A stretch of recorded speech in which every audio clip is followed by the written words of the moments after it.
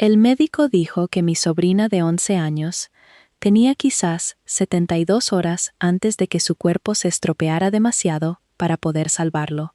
No 72 horas hasta que muriera en un minuto exacto, sino 72 horas antes de que la hinchazón, el sangrado y el fallo de los órganos pudieran cerrar la puerta a un trasplante para siempre.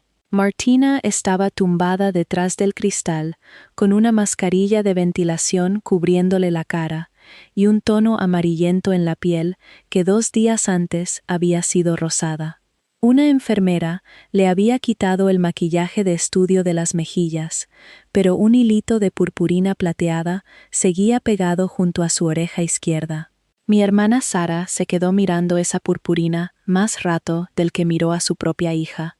La doctora Elena Marín mantenía la voz firme. 10 minutos antes, Sara había firmado el permiso para que evaluaran a Martina y recibiera un trasplante en cuanto apareciera un hígado compatible. Ahora la pregunta era si Sara arriesgaría su propio cuerpo. Un donante vivo podía cambiarlo todo, pero la evaluación tenía que empezar de inmediato. El grupo sanguíneo era solo el primer paso. Había que valorar salud, anatomía y si la decisión era completamente voluntaria. El teléfono de Sara vibró sobre la mesa. Le dio la vuelta a la pantalla, pero yo alcancé a leer 3 palabras antes de que se apagara. Antena 3. Nota de prensa, menor. Sara, dije, ¿la has oído? Mi hermana estiró el brazo hacia el bolso de piel color crema que había llevado a entrevistas de aeropuerto, portadas de revista y la fiesta de lanzamiento, donde le dijo a una sala llena de inversores que ser madre le había enseñado que todos los niños merecían protección. La doctora Marín se acercó un poco más. Como madre biológica de Martina, usted podría ser donante compatible, dijo. Podemos empezar la evaluación ahora mismo si está dispuesta. Sara metió el móvil en el bolso. No lloró. No preguntó por la cicatriz, ni por el tiempo de recuperación, ni por las probabilidades. Miró a través del cristal a la niña cuya cara aparecía en todos los escaparates luminosos de Floresana en el país, y luego consultó la hora en su reloj. Tengo una llamada del consejo en 20 minutos, dijo. Creí haber oído mal. Tu hija puede que no tenga ni 3 días, le dije. Sara se puso de pie. Si desaparezco en un quirófano, el consejo me sustituye, dijo. La marca se hunde, y 600 personas empiezan a preguntarse si todavía tienen trabajo. Pues que te sustituyan, contesté. Sus ojos se endurecieron. Fácil de decir para ti, que nunca has construido nada, dijo, mirando hacia el cristal. El monitor de Martina cambió de ritmo. Una enfermera se inclinó sobre su cama. Yo me interpuse entre Sara y la puerta. Al menos hazte la prueba, le pedí. Se colgó la correa del bolso al hombro. No voy a tirar mi futuro por una niña que ya se está muriendo, dijo. Las palabras salieron en voz baja, y eso las hacía peores. Sarah pasó por mi lado. Sus tacones golpearon el suelo del hospital 4 veces con fuerza y desapareció tras las puertas dobles. Durante un segundo, nadie se movió. La doctora Marín me miró con esa expresión cuidadosa que usan los médicos cuando están a punto de explicar lo que no se puede prometer. La detuve. Hazme la prueba a mí, dije. Me temblaba la voz, así que lo repetí. Hazme la prueba. Si soy compatible, operad ahora mismo. Podemos empezar la evaluación de urgencia como donante, dijo, pero necesito que entienda que la compatibilidad no garantiza que pueda donar. Entonces averigüémoslo, respondí. Una enfermera abrió la puerta de la habitación de Martina. Mi sobrina giró la cabeza un poco hacia mí. Tía Clara, susurró. Fui hasta ella. Sus labios apenas se movían bajo la mascarilla. Mamá dijo que yo las cogí, murmuró. ¿Cogiste el qué? Pregunté. Sus ojos se desviaron hacia la bolsa de tela debajo de la silla. Los caramelos, dijo. Si alguien pregunta, tengo que decir que los cogí yo de su despacho. Dentro de la bolsa bajo una sudadera, con el logotipo brillante de Floresana, encontré un envoltorio plateado, rasgado con una mora morada, estampada en el frente. El código de lote estaba impreso torcido.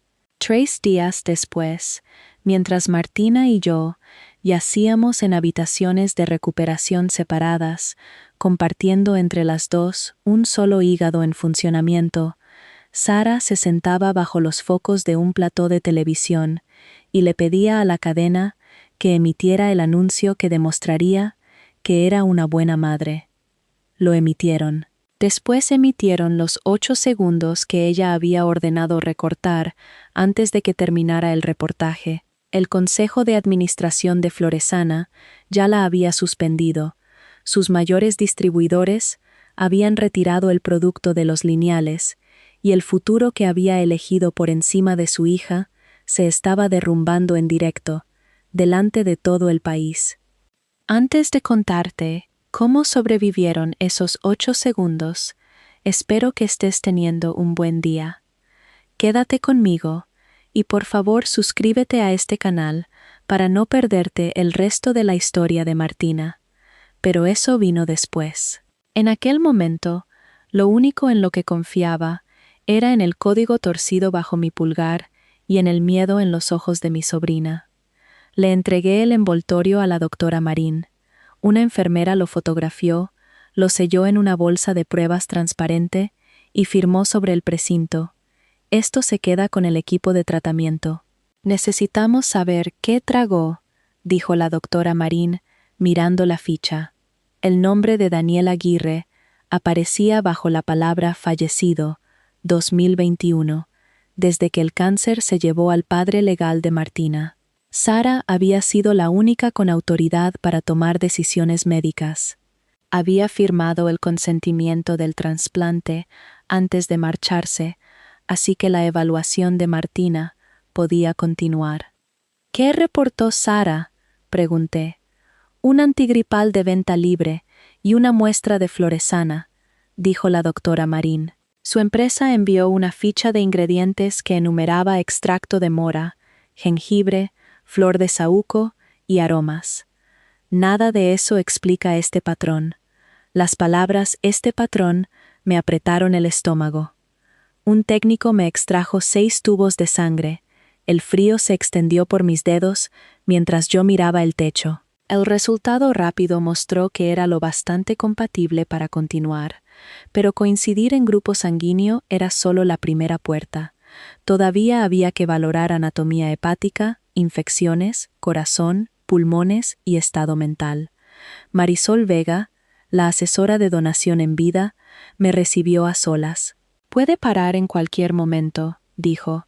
«No me debe esto por ser su tía. El hospital no la aprobará porque la familia necesita un héroe». «No intento ser una heroína», contesté. «Entonces dígame qué intenta ser», insistió.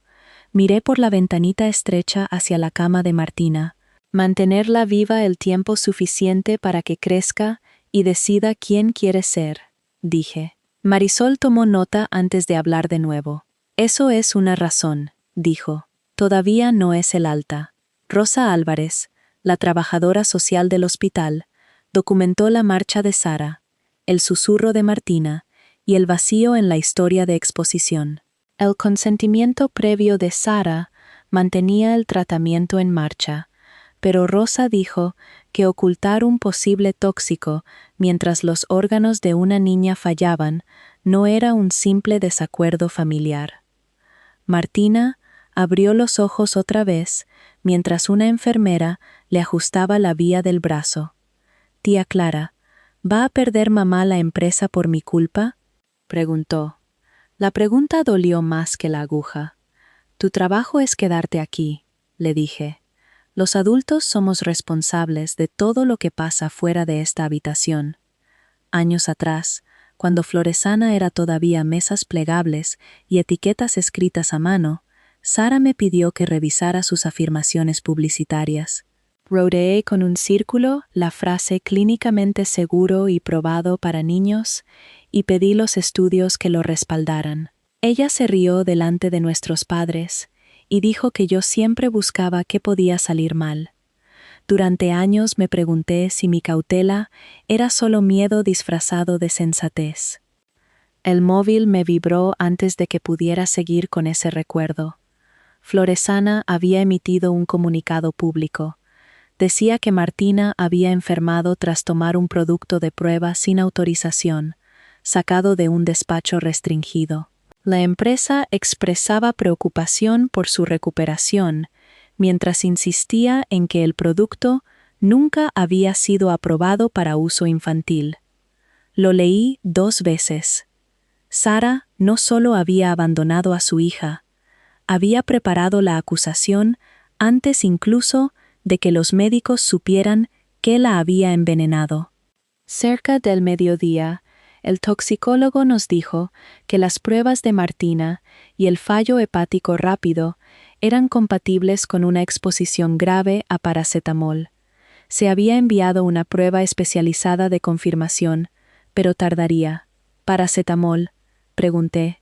Eso no aparece en la ficha de Floresana. No, dijo la doctora Marín, no está declarado en nada de lo que nos han enviado. Puso 2 páginas sobre la mesa frente a mí. Una programaba las pruebas de imagen que determinarían si mi hígado podía dividirse con seguridad. La otra era una petición urgente de la fórmula completa y los registros de fabricación de Floresana. En la segunda página, junto a Gominolas Mora Dulce Jr., alguien había escrito a máquina 3 palabras. Ingrediente no declarado. Miré hacia las puertas por donde había desaparecido Sara y comprendí que no solo había elegido su empresa por encima de su hija, estaba ocultando algo que los médicos necesitaban para salvar a Martina. Cuando el técnico me colocó los electrodos en el pecho, tenía las manos tan frías que me preguntó si me molestaba la temperatura de la sala. Son las agujas, admití. Miró los 6 tubos vacíos que esperaban junto a mi codo. Ha elegido un mal día para odiar las agujas, dijo. Las odio con eficacia desde hace 43 años, respondí. El chiste me compró medio respiro. Luego entró la aguja y las luces del techo se volvieron borrosas en los bordes. Giré la cara hacia la pared y conté los agujeritos de un panel acústico hasta que pasó el mareo. No hubo nada heroico en aquello. El estómago se me revolvió, el sudor se me juntó bajo el cuello, y cuando la técnica retiró la aguja, tuve que quedarme tumbada mientras me apretaba un zumo contra la mano y esperaba a que me volviera el color a la cara. Marisol me encontró 10 minutos después en una sala de consulta, todavía con el zumo sin abrir en la mano. Cerró la puerta antes de sentarse frente a mí. Necesito preguntarle algo que puede resultarle ofensivo, dijo. Hoy ha puesto el listón muy alto. ¿Hace esto para salvar a Martina o para vencer a su hermana? La pregunta golpeó más fuerte, porque ya me la había hecho yo misma. Estoy furiosa con Sara, dije. Esa no era mi pregunta, contestó. Miré la venda de algodón pegada dentro de mi codo. Si nadie supiera nunca que fui la donante, lo haría igual. Si Martina se despertara, creyendo que el hígado vino de un desconocido, lo haría igual. Si Sara se quedara junto a su cama después y se llevara todo el mérito, lo odiaría, pero lo haría igual. Marisol me observó la cara, en vez de escribir. No quiero ser mejor que mi hermana, dije. Quiero que Martina cumpla 12 años. Solo entonces Marisol hizo una anotación. Me recordó de nuevo que podía parar, que los médicos podían darle a la familia una explicación médica neutral, para que nadie supiera si me había retirado o me habían rechazado. El derecho a marcharme era mío, aunque el estado de Martina empeorara. Entendía por qué lo repetía tanto. Una decisión tomada por miedo podía parecer voluntaria mientras se sentía como una habitación cerrada con llave. Antes de irse, acercó el zumo hacia mí. Bébase eso antes de la próxima extracción, dijo. La siguiente extracción fue seguida de un electrocardiograma, una exploración torácica y preguntas sobre cada cirugía, medicación, infección y enfermedad que había tenido en mi vida. Cada respuesta me acercaba un paso más a una decisión que todavía pertenecía a personas que estudiaban números en pantallas. Mientras esperaba, Rosa Álvarez entró con una tablet, y esa expresión que usan cuando llega una mala noticia envuelta en lenguaje profesional. Hemos contactado con la señora Rueda y le hemos pedido que vuelva, dijo.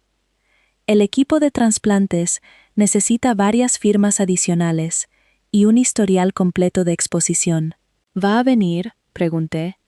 El asesoramiento jurídico de Floresana ha respondido en su nombre, dijo Rosa. Están revisando la petición.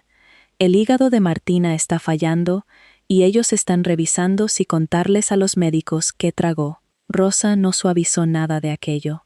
Me enseñó la fotografía del envoltorio plateado. El código de lote torcido estaba bajo el borde rasgado. MD-41, sí. Había revisado suficientes registros de compras para reconocer la forma de los códigos de inventario comercial.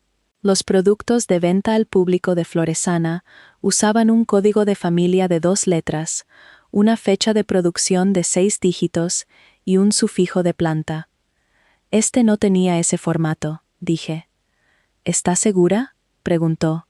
Segura de que no está formateado como los productos que venden al público, contesté.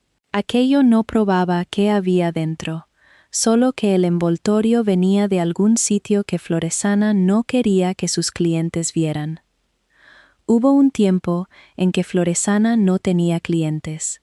Sara la empezó en la encimera de su cocina, con tarros de cristal, etiquetas escritas a mano y fotos del bebé Martina dormida sobre su hombro. Le contaba a la gente que la maternidad le había enseñado a desconfiar de todo lo que no pudiera pronunciar. Cuando Martina entró en el colegio, su cara ya estaba en las estanterías de las farmacias. A los 11 años, había aparecido en más campañas publicitarias que muchas actrices adultas. Yo había ayudado con las primeras etiquetas, cuando Sara quiso imprimir clínicamente seguro para niños en la portada de un jarabe de hierbas. Pedí los datos clínicos. Se rió delante de nuestros padres y dijo que Clara podía encontrar una infracción del código de incendios hasta en una vela. Todos se rieron con ella. Yo dejé de revisar etiquetas después de aquello. El móvil me vibró con un mensaje de un número que no reconocía. La remitente se identificó como Marta Duarte, de Antena 3 Investiga, y dijo que había recibido mi contacto a través del abogado que representaba a la doctora Anisa Ferrán. Estuve a punto de borrarlo. Llegó otro mensaje. Llevamos varias semanas investigando quejas de calidad sobre Floresana. No le voy a pedir historiales médicos ni fotos de Martina. Necesito confirmar si el nombre Mora Dulce era conocido por el equipo de tratamiento antes del comunicado público de Floresana. Le enseñé la pantalla a Rosa antes de contestar. Puede hablar de lo que usted vio personalmente, dijo, pero no puede divulgar documentos del hospital, fotografías, resultados de pruebas, ni información de la historia clínica de Martina. Me metí en un rincón tranquilo de la sala de espera y llamé a Marta. Su voz era calmada, nada sentimental.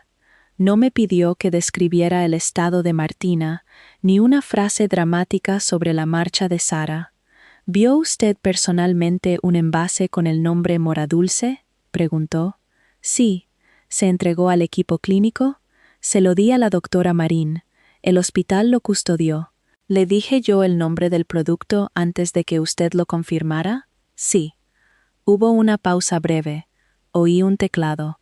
Recibimos el nombre de una fuente interna antes de que su sobrina ingresara, dijo Marta. También tenemos denuncias de rendimiento inconsistente del producto, pero todavía no tenemos pruebas suficientes para decir por qué. Entonces, ¿por qué me contacta a mí?, pregunté. Porque una empresa afirma que el producto nunca se pensó para niños, mientras el nombre, la marca y los materiales de campaña parecen dirigidos a niños, contestó. Esa contradicción importa. Quise contárselo todo. Quise entregarle el imperio entero de Sara a la primera persona dispuesta a encender la mecha. En su lugar, dije, no voy a darle nada del historial médico de Martina. No debería, respondió Marta. Si nuestro reportaje depende de documentos privados de hospital obtenidos por una tía sin autoridad, entonces nuestro reportaje no está listo. Esa respuesta me hizo confiar en ella un poco más de lo que quería. Cuando volví al pasillo de trasplantes, Sara estaba fuera de la habitación de Martina con 2 abogados.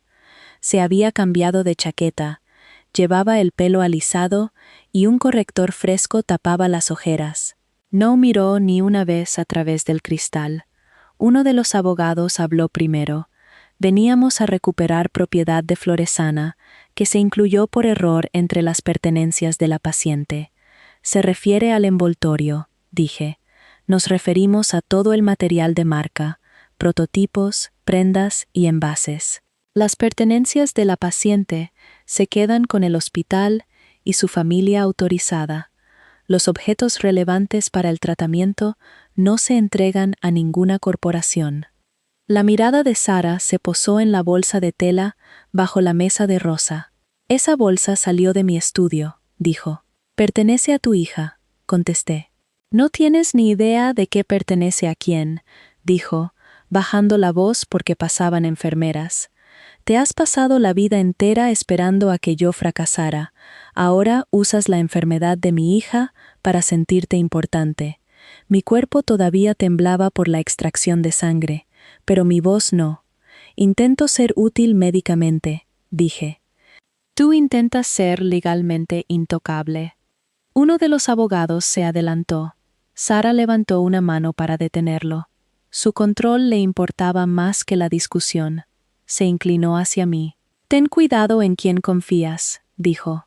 La doctora Ferrán fue despedida por conducta indebida. El abogado giró una tablet hacia nosotras. La imagen mostraba a Anisa Ferrán saliendo de una sala de control de calidad de Floresana fuera de horario, cargando una nevera portátil rígida. Un sello de hora brillaba en la esquina. La doctora Ferrán retiró muestras controladas de la empresa, dijo el abogado. Esas muestras pudieron alterarse después de salir de nuestra custodia. Por primera vez, la duda encontró un lugar donde asentarse. Si Ferrán se había llevado el lote, ¿podría haberlo manipulado? ¿Podía todo el escándalo haber empezado como venganza de una empleada despedida? Me odié a mí misma por preguntármelo, pero sospechar no era traicionar. Era la razón por la que había sobrevivido a años de contratos diseñados para esconder riesgos bajo lenguaje pulido. Sara vio la duda cruzarme la cara. Esa mujer lleva meses amenazándome, dijo. Antena 3 está construyendo una historia alrededor de una ladrona. Se giró antes de que pudiera contestar y se marchó con los abogados hacia los ascensores, sin entrar ni una sola vez en la habitación de Martina. Una hora después, un abogado que representaba a Anisa Ferrán nos envió a Rosa y a mí un conjunto limitado de documentos. El primero era un registro de transferencia de muestras. Todos los números de precinto coincidían. La nevera no se había llevado a casa. Se había entregado a un laboratorio independiente, siguiendo instrucciones del Consejo de Defensa de la denunciante. El segundo documento identificaba MD41C como un lote interno de mora dulce, puesto en cuarentena de calidad. Los resultados del laboratorio todavía se estaban finalizando. Al final de la orden de cuarentena había una fecha. La leí una vez y luego conté hacia atrás. La orden de cuarentena se había firmado 12 días antes de la grabación del anuncio de Martina. El móvil me sonó de nuevo. Un correo nuevo del abogado de Ferrán apareció en la parte superior de la pantalla. El asunto decía: anulación de cuarentena autorizada por la Oficina de Dirección General. Antes de que pudiera abrir el archivo adjunto, una enfermera me llamó desde la puerta de la sala de imagen. Estamos listos para su ecografía hepática, dijo. Miré del correo a la puerta cerrada, donde Martina peleaba por seguir siendo apta para la cirugía, y luego le entregué el móvil a Rosa y seguí a la enfermera. La puerta se cerró antes de que pudiera saber de quién era la firma que había movido un producto en cuarentena desde un laboratorio cerrado hasta la boca de mi sobrina. El escáner se cerró a mi alrededor como un túnel blanco. Una voz grabada me indicaba cuándo aguantar la respiración, y obedecí porque respirar era lo único en mi vida que todavía se sentía sencillo. El contraste me calentó las venas hasta que sentí como si me hubiera orinado encima. La técnica me había avisado de esa sensación, pero la vergüenza llegó antes que la razón. Mantuve los brazos por encima de la cabeza y miré una costura fina de la máquina mientras tomaban imágenes del órgano en el que nunca había pensado hasta que alguien a quien quería lo necesitó. Cuando la camilla salió, la doctora Marín esperaba al otro lado del cristal con otro médico del equipo de donación en vida. No sonrió, pero su cara se había suavizado. La anatomía preliminar es alentadora, dijo. El volumen de su hígado parece suficiente y los vasos podrían ser adecuados. Eso no es una aprobación. El equipo de radiología, los cirujanos, cardiología y el comité de donación todavía tienen que revisarlo todo. Pregunté cuánto tardaría la revisión. Hoy, si el resto de pruebas coopera, contestó. Me incorporé demasiado rápido y la sala giró. La técnica me sujetó el hombro. Mi cuerpo ya estaba haciendo preguntas que mi determinación había ignorado. Rosa me devolvió el móvil cuando ya estaba vestida. El correo del abogado de Ferran seguía abierto. Adjunta había una solicitud de transferencia escaneada de 6 cajas de gominolas Moradulce Jr. de un lote de desarrollo en cuarentena. Junto a la línea de autorización, una asistente ejecutiva había escrito 4 palabras: aprobado por orden de SR. SR podía significar Sara Rueda. También podía ser una abreviatura copiada por alguien que nunca había hablado con ella.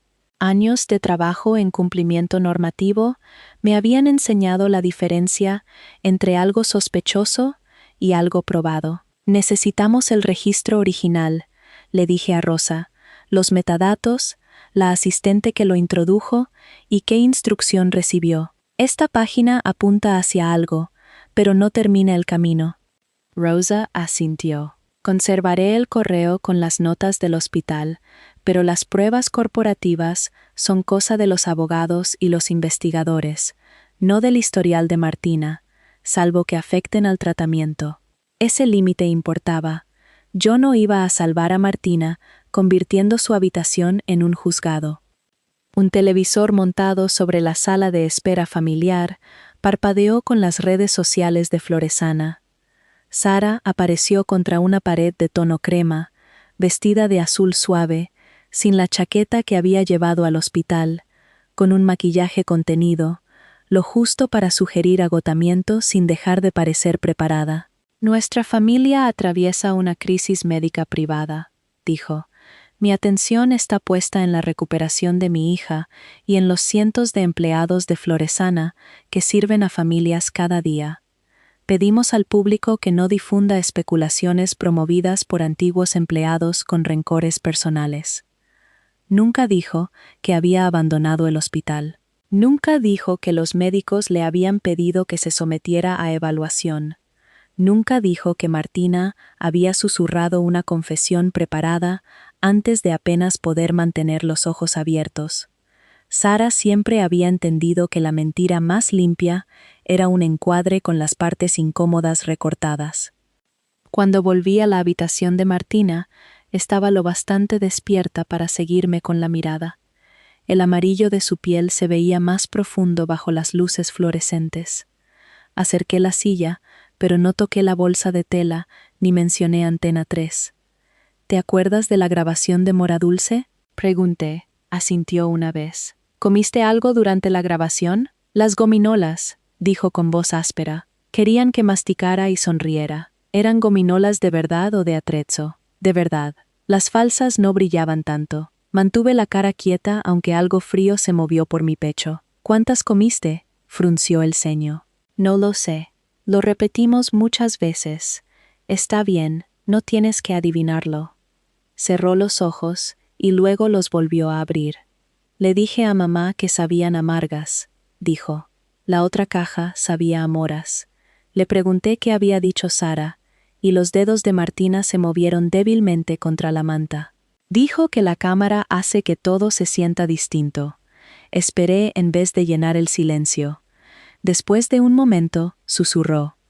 Luego dijo que si alguien preguntaba, tenía que decir que cogí la caja porque quería caramelos. La máquina junto a su cama siguió con su ritmo constante. Mi rabia no llegó a gritos. Se asentó en mí con el peso de una respuesta definitiva. Sara no había inventado su defensa después de que Martina se desplomara. La había colocado en la boca de su hija, mientras la niña ya empezaba a enfermar. Yo no las cogí, dijo Martina. Se las di a la señora de la bandeja. Te creo, dije. Van a despedir a gente si digo eso. Esa no es una decisión que le corresponda a una niña de 11 años. Se le llenaron los ojos, pero estaba demasiado cansada para llorar de verdad. Mamá dice que todo el mundo depende de ella. Me incliné más cerca. Ahora mismo, tú dependes de nosotros. Eso va primero. Le conté a la doctora Marín lo que Martina recordaba, usando sus palabras lo más fielmente posible. No le pedí a Martina que repitiera el relato ante cada persona que entraba. La doctora Marín documentó el historial de exposición y dijo que una especialista infantil podría ayudar si más adelante hacían falta más preguntas por motivos médicos. Aquella tarde, Nuria Ochoa me atendió en una salita cerca de la clínica de donación. Ningún abogado de Floresana estaba presente. Me explicó que el seguro de Martina y el programa de trasplantes cubrirían la mayor parte de los gastos médicos relacionados con mi evaluación, cirugía y seguimiento obligatorio. Mi empresa había confirmado que yo tenía derecho a una baja legal protegida por cuidado de familiar y ya había acumulado días de vacaciones que podía usar antes de que empezara cualquier periodo sin sueldo. Un programa legítimo de ayuda al donante podía cubrir viajes elegibles y gastos incidentales. No necesita el permiso ni el dinero de Floresana para seguir en el proceso de donación, dijo Nuria. No me había dado cuenta de lo tensos que tenía los hombros hasta que se relajaron. Menos de una hora después, los abogados de Floresana pidieron una reunión en la misma sala. El abogado de más edad puso una carpeta sobre la mesa y habló con suavidad, como si la amabilidad pudiera cambiar el propósito del papel. Floresana repondría todo el sueldo que yo perdiera, cubriría gastos fuera del seguro y me mantendría como consultora de cumplimiento normativo, remunerada, durante 6 meses tras la recuperación. A cambio, yo aceptaría no hablar de materiales internos, de la crisis en el hospital, ni de las declaraciones de Sara. También firmaría una declaración diciendo que Martina había sacado un producto sin lanzar de un despacho restringido sin autorización. Me están pidiendo que financie mi recuperación, culpando a una niña enferma, dije. Le pedimos que evite hacer afirmaciones fuera de su conocimiento directo, respondió. Escuché directamente cómo Martina decía que su madre la había preparado para asumir la culpa, contesté. Deslizó un bolígrafo hacia mí. Los niños en estado crítico pueden estar confundidos, dijo. Marisol, sentada junto a Rosa, detuvo la reunión. Declaró que cualquier oferta económica ligada a mi testimonio podía afectar a la valoración de coacción del equipo de donación. Rosa grabó los términos. Yo escribí mi negativa bajo la línea de la firma, la feché y empujé la carpeta de vuelta. La explicación de Nuria había eliminado el único apoyo que aquella oferta pudiera tener. Mi atención médica seguiría adelante, aprobara Floresana o no. Marisol volvió a entrevistarme esa misma noche. Esta vez me preguntó qué haría si la cirugía me causaba dolor crónico retrasaba mi vuelta al trabajo o cambiaba mi salud de formas que nadie podía predecir. No tengo un plan perfecto, dije. Tengo ahorros, permiso laboral y gente en el trabajo que va a ayudarme. Tengo miedo de despertarme con dolor. Tengo miedo de resentir lo que me cuesta. ¿Eso cambia su decisión? No. Nadie prometió a Martina un cuerpo sin cicatrices. Yo no puedo exigirme uno como precio por ayudarla. Pasada la medianoche, la doctora Marín me encontró junto a la cama de Martina. Dijo que mi grupo sanguíneo seguía siendo compatible, que la anatomía parecía potencialmente adecuada y que el equipo médico no había encontrado ningún impedimento inmediato. La aprobación final todavía dependía del comité de donación y de los últimos resultados. Luego miró a través del cristal hacia los monitores de Martina. No ha aparecido ningún hígado de donante fallecido, dijo. Su coagulación empeora y estamos viendo señales de que la ventana se estrecha. Si el comité la aprueba mañana, quizá haya que tener ambos quirófanos listos a la mañana siguiente. Miré la manita de Martina descansando bajo la manta y comprendí que la próxima decisión ya no sería teórica. A la mañana siguiente, Marisol pidió que todos salieran de la sala de consulta de donación. La doctora Marín recogió las historias de Martina y salió al pasillo. Rosa la siguió. Incluso el cirujano de trasplantes, que había venido a explicar la operación, esperó fuera. Cuando la puerta se cerró, Marisol se sentó frente a mí y puso un único formulario sobre la mesa. «Esta sala es suya», dijo, «no de Martina, no de su hermana, no del equipo de trasplantes. Necesito saber qué quiere usted cuando nadie más está aquí para oír la respuesta». Explicó los riesgos sin envolverlos en lenguaje médico. Podía sangrar lo bastante como para necesitar otra operación. Podía desarrollar una infección o una fuga en los conductos que llevaban la bilis desde el hígado. Podía tener un dolor que durara mucho más de lo esperado. Podía estar semanas o meses fuera del trabajo. En casos raros, un donante sano podía sufrir una lesión permanente o morir. Luego me contó la parte que había intentado no imaginar. Incluso si mi cirugía salía exactamente como estaba planeado, el cuerpo de Martina podía rechazar el hígado. Sus órganos podían estar ya demasiado dañados. Podía no despertar nunca. Se me secó la boca. Así que yo podría despertarme y ella no, dije. Sí, respondió. Esa respuesta se quedó entre las dos. Marisol acercó el formulario. Decía que yo podía retirarme en cualquier momento, incluso después de que los quirófanos estuvieran preparados. Si cambiaba de idea, el hospital protegería mi privacidad y solo le diría a la familia que ya no era médicamente apta. Nadie podría exigir una razón. Firmé bajo el párrafo que confirmaba que entendía todo aquello. Marisol no recogió el papel de inmediato. «¿Qué la hace querer continuar?», preguntó. Miré la pared en blanco detrás de ella y recordé a Martina a los 6 años, sentada en el suelo de un estudio mientras Sara aprobaba fotografías para una campaña de Floresana. Martina había visto a un editor descartar foto tras foto suya sonriendo. Se inclinó hacia mí y susurró: «¿Por qué la cámara necesita más versiones de mí que las que existen de mí de verdad?». En su momento le dije que las cámaras eran caprichosas. Era el tipo de respuesta que dan los adultos cuando la verdad les incomoda. Ahora entendía que se había pasado media vida aprendiendo que la versión que la gente veía importaba más que la niña que tenía que crearla. «Quiero que llegue a ser lo bastante mayor para dejar de actuar», le dije a Marisol. «Quiero que tenga años que nadie pueda editar». Marisol recogió el formulario firmado. «Esa es su razón», dijo. «Aférrese a ella cuando todos empiecen a decirle qué significa su decisión». La puerta se abrió 20 minutos después, pero no era el cirujano quien entraba. Sara llegó con el mismo abogado veterano que me había ofrecido la carpeta el día anterior. Esta vez no llevaba bolso de diseño, tenía las manos vacías, como si quisiera que la sala creyera que había llegado sin ninguna agenda.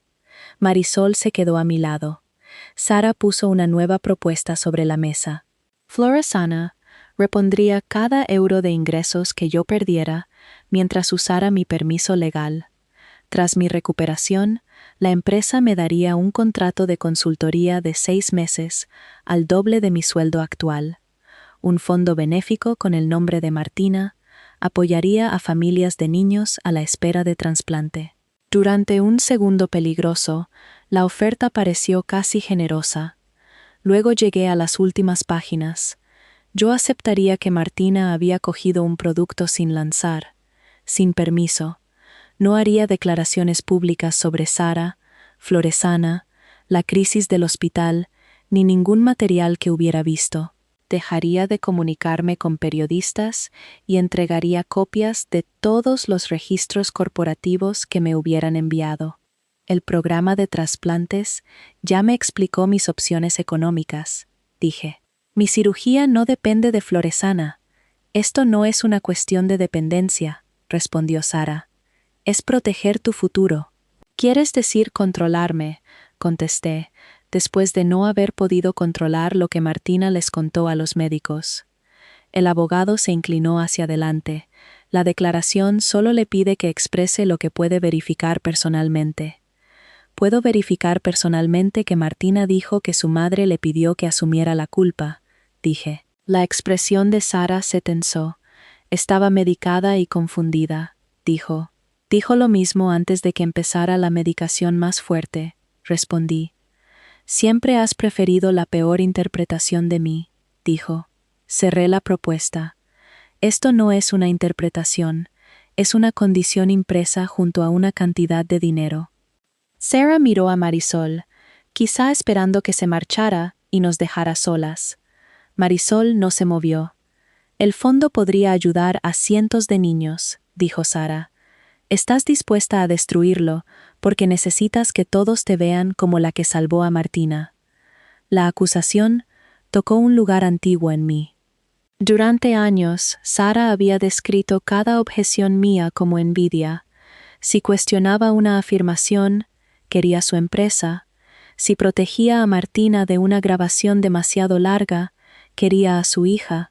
Si me negaba a aplaudir, quería su vida. Esta vez, la vieja duda no volvió a levantarse.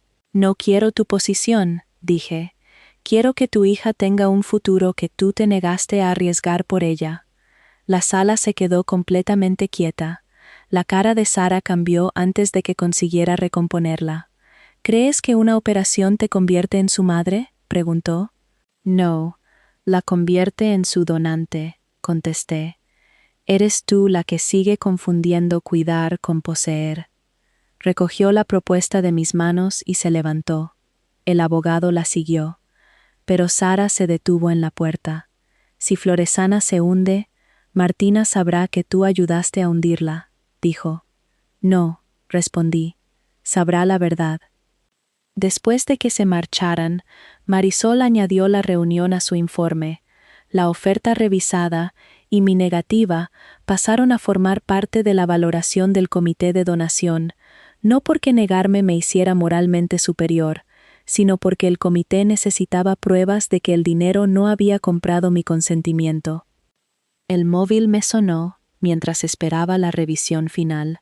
Marta Duarte preguntó si podía hablar en privado. Una de nuestras fuentes recuerda un problema durante la grabación de Mora Dulce, dijo. Un montador autónomo llamado Iván Cabrera trabajó en la campaña. ¿Tiene él las grabaciones?, pregunté. Todavía no lo ha confirmado, dijo Marta. Su contrato le obligaba a conservar los archivos del proyecto durante 90 días, en parte por continuidad y por el seguro de producción. Floresana también disputó parte de su factura final, así que sus registros nunca se transfirieron formalmente ni se borraron. ¿Se los va a dar?, pregunté. Está consultando con un abogado, dijo Marta. No quiere violar un contrato solo porque una periodista se lo pida. Esa vacilación me tranquilizó más que una cooperación inmediata.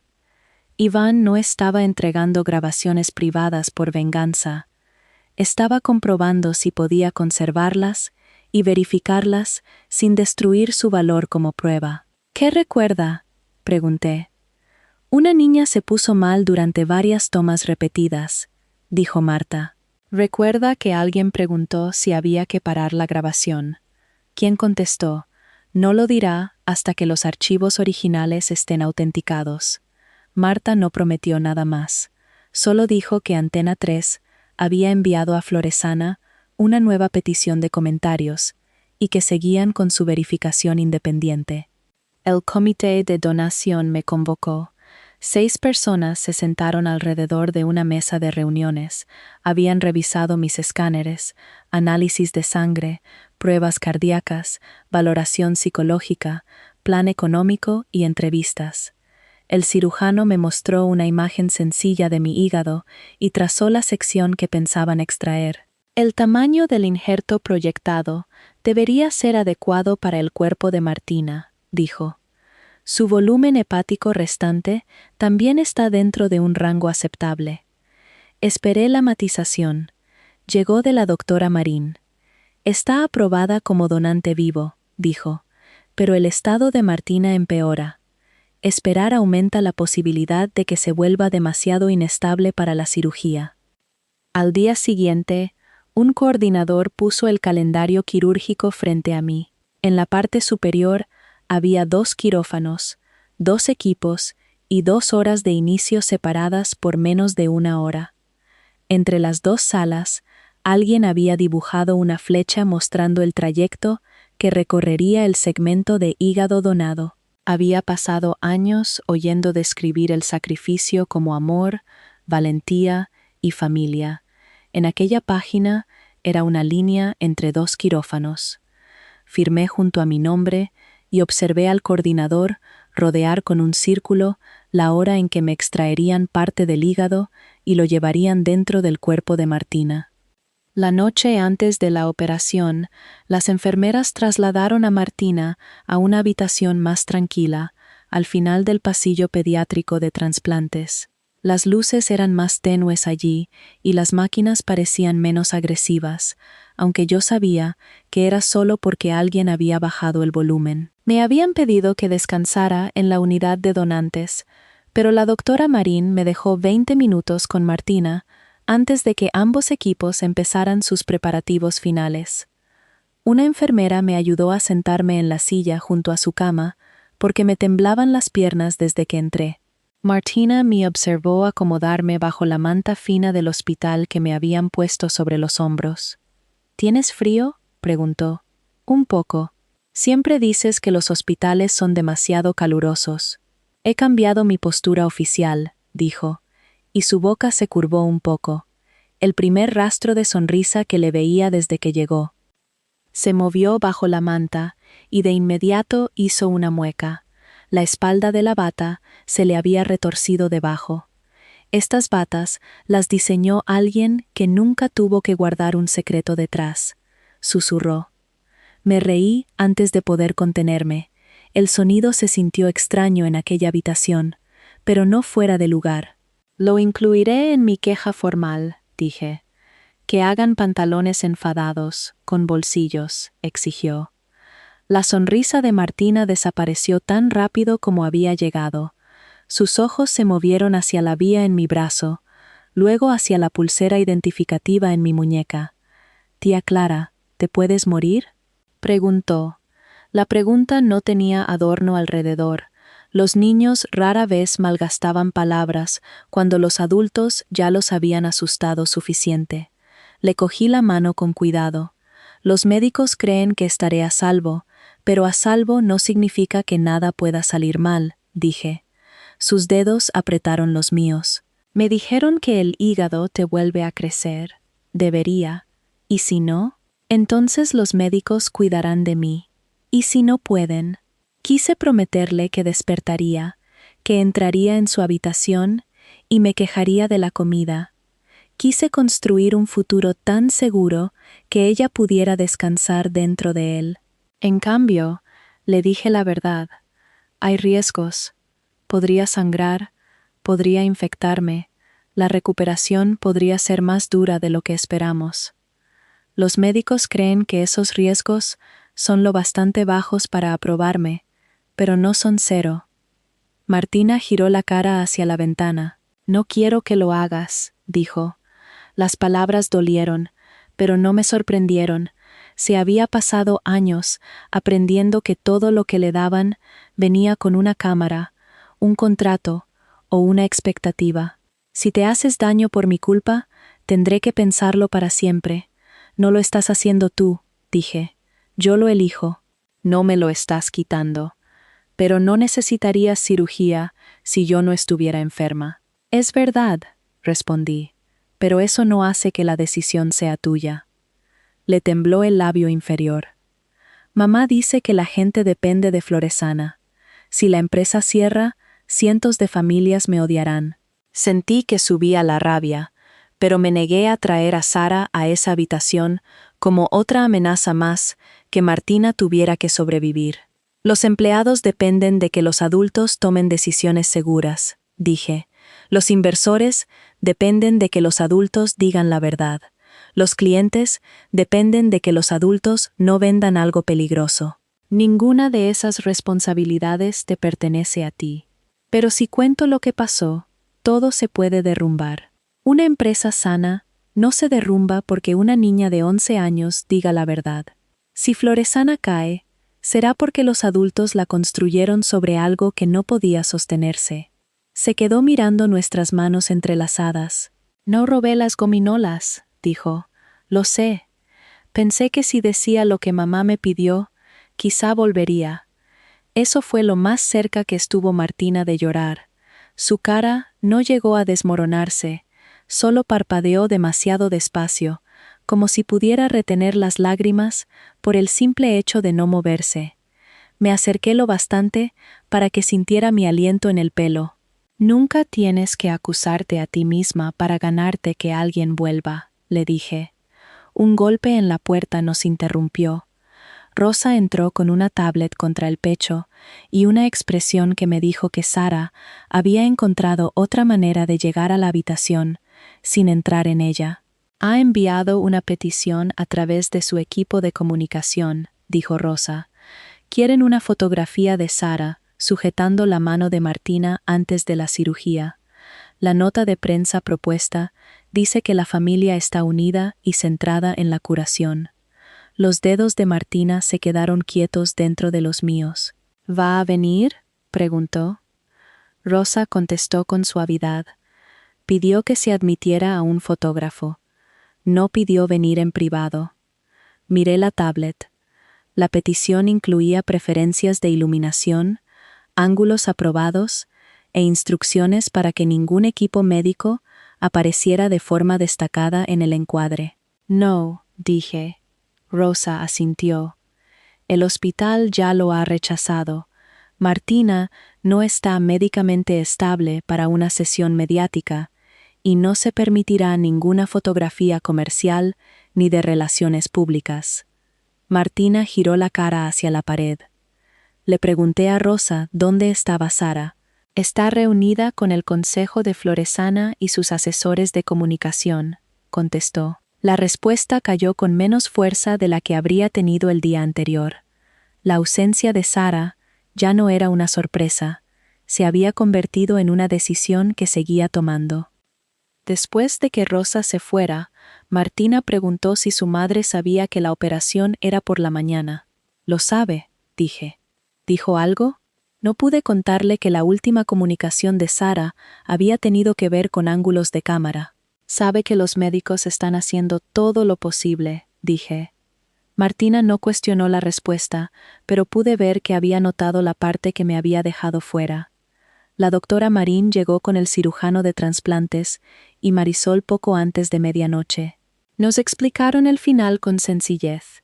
Mi operación empezaría primero, en cuanto los cirujanos extrajeran la sección planeada de mi hígado y confirmaran que estaba sana.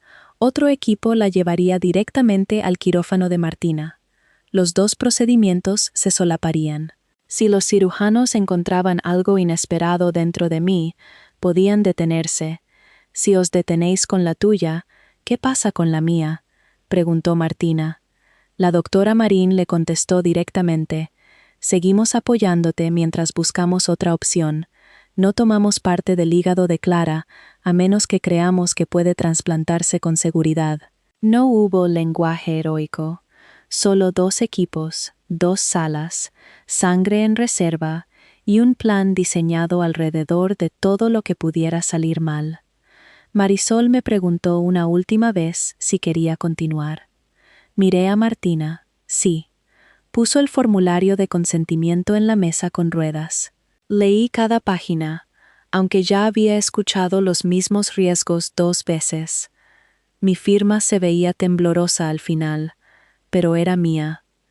Antes de quedarse con mi móvil, Marisol me dio 5 minutos para enviar los mensajes necesarios. Escribí a mi supervisora, luego abrí el número seguro que Marta Duarte me había dado. Verifíquenlo todo de manera independiente. No usen los historiales médicos ni información privada del hospital de Martina. Yo solo puedo hablar de lo que vi personalmente y de mi propia decisión como donante. Marta contestó casi al instante: entendido, no le pediremos al hospital documentos protegidos. Iván Cabrera ha confirmado a través de su abogado que los archivos originales del proyecto todavía existen. La autenticación está en curso. Mi pulgar se quedó suspendido sobre la pantalla. ¿Qué hay en ellos? Escribí. Aparecieron 3 puntos, desaparecieron y volvieron. No puedo decírselo hasta que termine la verificación. Respeté la respuesta, aunque cada parte de mí quería saber más. Marisol extendió la mano, pidiendo el teléfono. Lo apagué y se lo entregué antes de poder hacer otra pregunta. El equipo de traslado llegó justo antes del amanecer. Me subieron a una camilla estrecha y me sujetaron una manta de aire caliente sobre el cuerpo. Al otro lado de la sala, las enfermeras preparaban a Martina para el viaje hasta el quirófano pediátrico. Nuestras camillas avanzaron juntas por el mismo pasillo durante unos metros. Viajamos lado a lado bajo las luces del techo. Martina extendió la mano hacia mí, pero los barrotes nos mantenían separadas. Estiré los dedos por la abertura hasta que rozamos las suyas. «Tengo miedo», dijo. «Yo también». Se sorprendió. «¿Eso no lo empeora?» «No. Significa que ninguna de las dos tiene que fingir». En el cruce cerca de los ascensores, el equipo se detuvo. Mi camilla giraría a la izquierda, hacia los quirófanos de donantes adultos. La de Martina seguiría recto, hacia cirugía pediátrica. La enfermera soltó el freno bajo mi camilla. Un clic metálico agudo resonó por el pasillo. Mantuve los ojos en Martina. «Nos vemos al otro lado de esto», dije. Sus dedos se deslizaron fuera de mi alcance cuando nuestras camillas empezaron a moverse en direcciones distintas. Las puertas de mi quirófano se abrieron y el aire frío me tocó la cara. Vi luces blancas, batas azules y al anestesista esperando junto a la mesa. Detrás de mí, otro juego de puertas se cerró alrededor de Martina. Entonces las ruedas se bloquearon bajo mi cuerpo y todos los sonidos de la sala parecieron desaparecer. El frío se extendió por la vena de mi brazo izquierdo mientras el anestesista ajustaba la vía sobre mí. Las luces del quirófano formaban un círculo blanco tan brillante que todo lo demás desaparecía fuera de él. «Va a sentirse muy adormilada enseguida», dijo. «Piense en algún lugar donde quiera despertar». Intenté imaginar a Martina, a los 12 años, apagando velas sin una cámara apuntándole, pero antes de terminar la imagen, el techo se alejó más. El anestesista me pidió que contara hacia atrás desde 10. Llegué a 7. Cuando abrí los ojos otra vez, algo me presionaba el pecho. Intenté apartarlo, pero mis brazos apenas se movieron. Un dolor sordo se extendía bajo las costillas, profundo y pesado, como si alguien me hubiera colocado una piedra caliente dentro y hubiera cosido la piel alrededor. Tenía la boca tan seca que la lengua parecía pegada a los dientes. Oí un monitor, suelas de goma y a una mujer pidiéndome que respirara despacio. Lo hice y el dolor me cruzó el abdomen. Martina, susurré. La enfermera se acercó más. «Está usted en reanimación, Clara. Su cirugía terminó. La niña. Estamos contactando con su equipo». Aquello no era una respuesta. Intenté levantar la cabeza, pero la sala se inclinó y la náusea me subió a la garganta. La enfermera me puso medicación en la vía y me dijo que no luchara contra mi propio cuerpo. Había pasado 2 días tomando decisiones. Ahora no podía ni girarme sin permiso.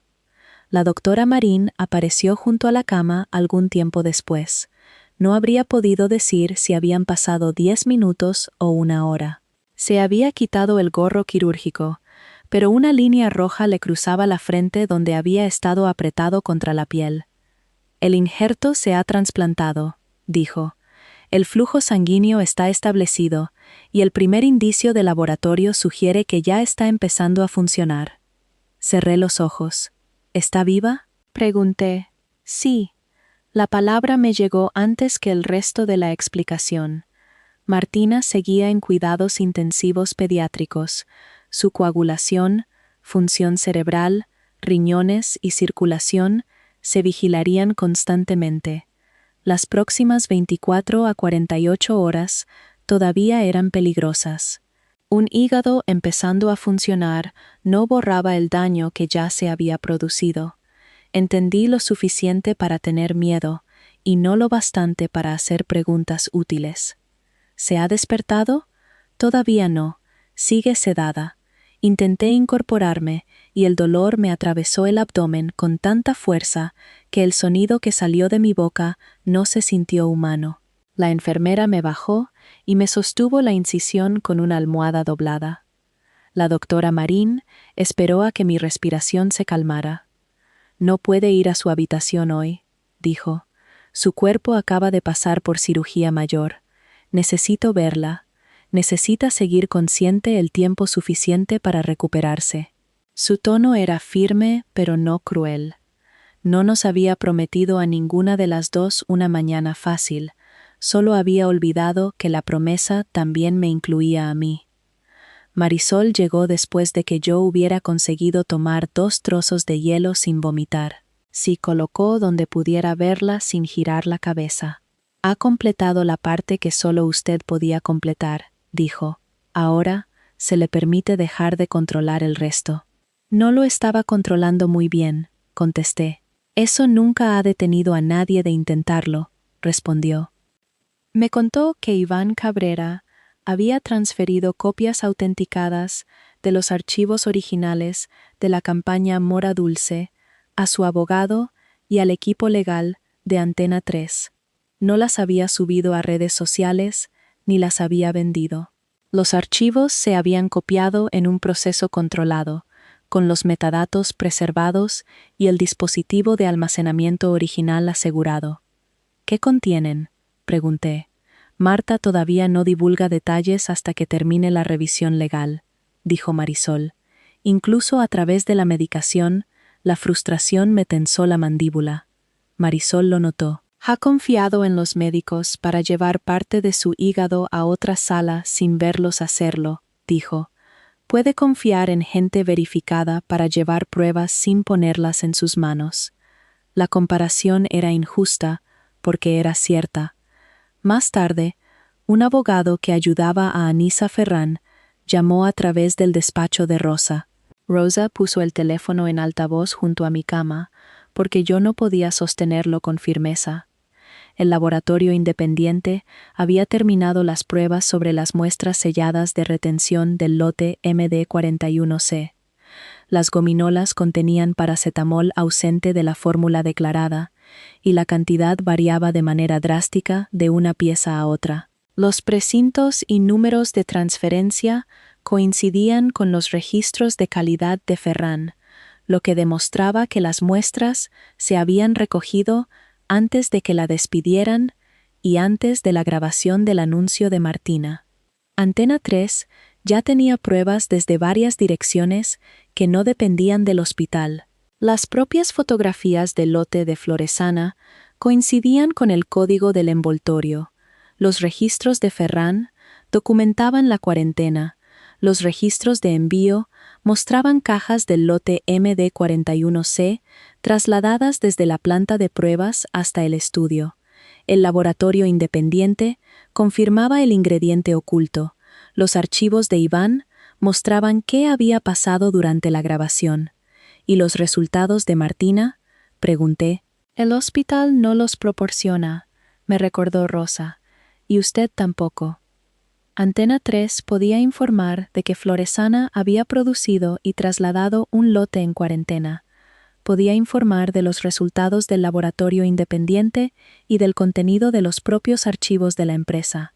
Podía decir que yo me había sometido a una evaluación como donante y a una cirugía porque yo había autorizado a Marta a describir mi experiencia. No podía usar la historia clínica privada de Martina, fotos de la UCI, ni detalles médicos suministrados por el hospital. Marta dice que no revelarán el diagnóstico concreto de Martina a menos que la propia Sara lo haga público, o que un representante autorizado lo permita más adelante, dijo Rosa. El límite debería haberme frustrado. En cambio, me tranquilizó. Martina ya había perdido el control de su cara ante los anuncios.